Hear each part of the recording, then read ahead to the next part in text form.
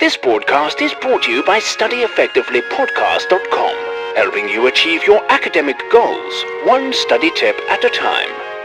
Hello and welcome to session number 3 of the Study Effectively podcast with Jamie Miles. That's me. So today's question is all about motivation, and this is from Katie. So let's hear the question in full. Hey Jamie, so my name's Katie and I'm doing my GCSEs this year. My question is, how do I create motivation for myself to do the revision that I know I need to do to succeed?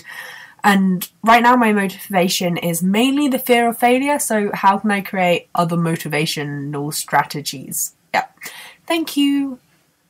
This is an excellent question. The fear of failure tends to be one of the big motivators for most people, but I don't think it's the most powerful of motivators, because then all you do, you get into this vicious cycle of thinking, oh, I'm going to fail, and then you panic and you rush into the work somewhat aimlessly, because you just feel as though you have to put in so many hours to get all of this work done, and then again you're reminded that you don't think you're doing as well, which then adds to the fear that you have. And I just think it results in you not prioritizing what is actually important for your studies to get the highest mark possible. And I also don't think it's the most powerful of motivators, as I said earlier. Instead, I'm going to suggest another motivator, and that is the potential for success. That's going to be the main thing I'm going to touch on in my answer, and also I want to cover the power of working in groups. A group motivation is far more powerful than just working on your own, and that's what I want to talk about first.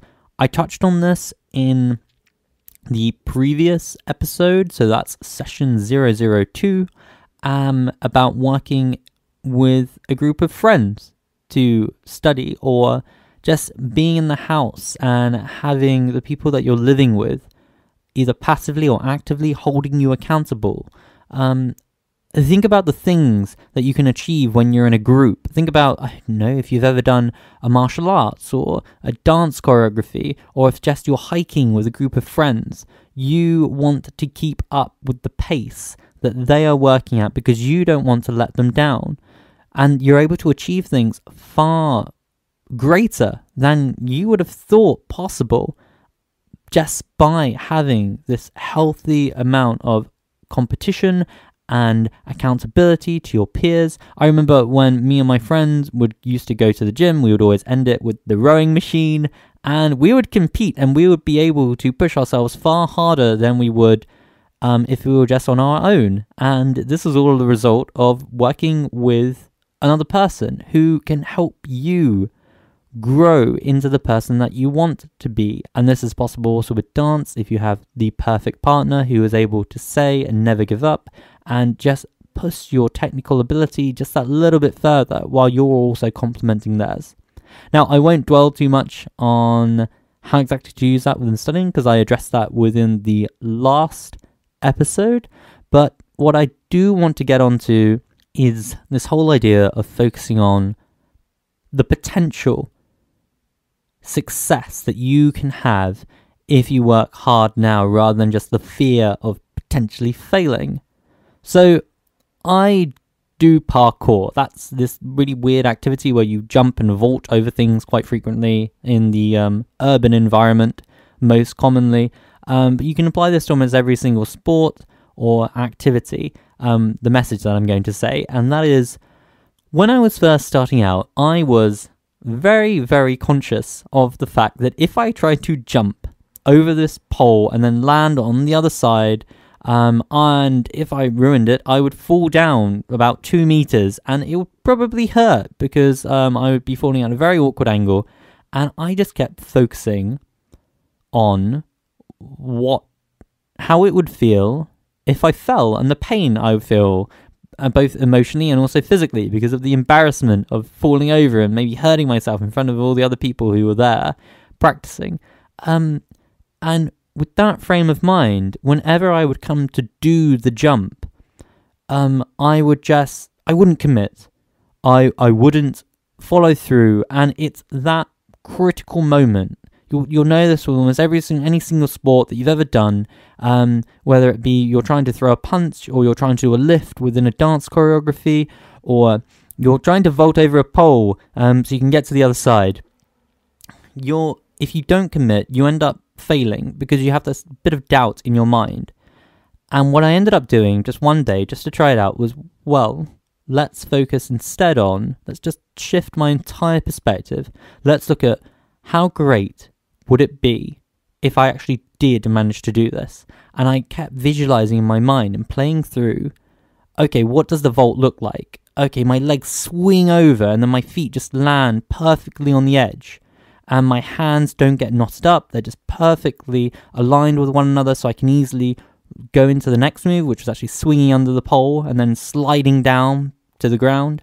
When I started shifting my perspective in that way, focusing on what it would look like to succeed, the results spoke for themselves. My confidence went up, and I was able to execute on these various moves far more effectively.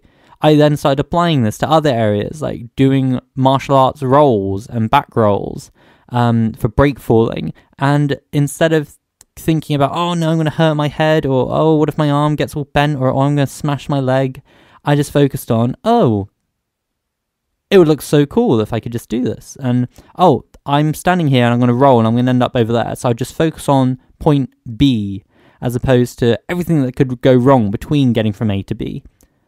And the roll went very smoothly. I wasn't caught up in my head. I was just focused on getting to the next part. Now, how is this at all relevant to your studies? So I also tend to have this attitude for when I'm studying. Instead of thinking about, oh, what if I get like an F in this exam? I think about how fantastic would it be if I was able to get straight A stars in all of my GCSEs. Like, that's completely unheard of in my school when I was studying that. No one had ever done that. And it seemed as though it was a pretty cool thing to be able to do, to be able to know so much about all the various topics that you were studying and be so engaged with them that you were able to get 8 stars across the board. And that was my motivational factor. And then also think about how my family would feel. They'd be so proud of me. I would be so proud of myself. I would know that I worked hard and that I was rewarded for that, as opposed to thinking about, oh, what if on the day I open the exam paper and I can't answer any of the questions? Well, that didn't really occur to me. I was more like, well, I'm going to work hard now and open the exam paper. I get to try out all of this knowledge I've acquired and test it against this exam paper. And I gave myself a confidence boost by doing past papers and testing out how much I actually knew and talking to my peers and seeing how much knowledge I had. And if I didn't know something that they were mentioning, I'd make sure that I put in the effort to learn it, because this was all feeding my goal of not fearing the fact that I didn't know that, but really focusing on how that was adding to this potential success, this potential ability of me to jump from A to B, rather than everything that could go wrong in between. You can take this to another level as well by so I'm an optimist. I'm a huge optimist. I always think really, really blue sky thoughts. So I was thinking when I was trying to write essays for my Oxford exams, I was like, what if I wrote an essay that was actually publishable? And that means you get a 90, which getting a 90 on an essay in Oxford is kind of insane. Getting between like 60 and 70 is most common, and then if you get above 70, it's considered a first. So I was like, well, what if I aim for 90? What if I wrote something that was publishable? And that's what I tried to strive for. So why not think of something that is so fantastic as an accomplishment that is your new motivating factor? And there's this great saying that if you try to shoot for the stars, you might just end up on the moon. And the view from the moon is pretty amazing, and you might actually make it to the stars. No, none of my essays were actually published, but the view from the moon was pretty excellent. So those are my quick tips on how to actually change your motivation to something better than just the fear of failure. Write down this amazing goal that you really want to accomplish, and make it optimistic, and make it something that will stretch you, and then write down all the reasons why you want to achieve that goal. So, I don't know, let's say you want to get 100% in every single exam.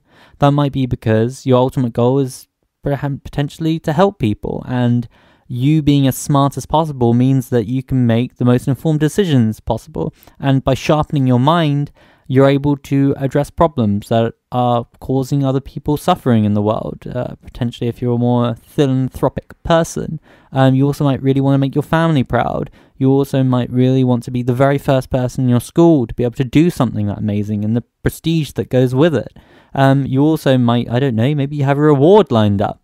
Maybe you get a chocolate bar if your exam results are good. Just list all the reasons and then constantly remind yourself about what that end goal is, what that B point is that you want to get to, rather than everything that could potentially go wrong if you don't get there. So I really hope that was hopeful, Katie. Thank you so much for submitting your question.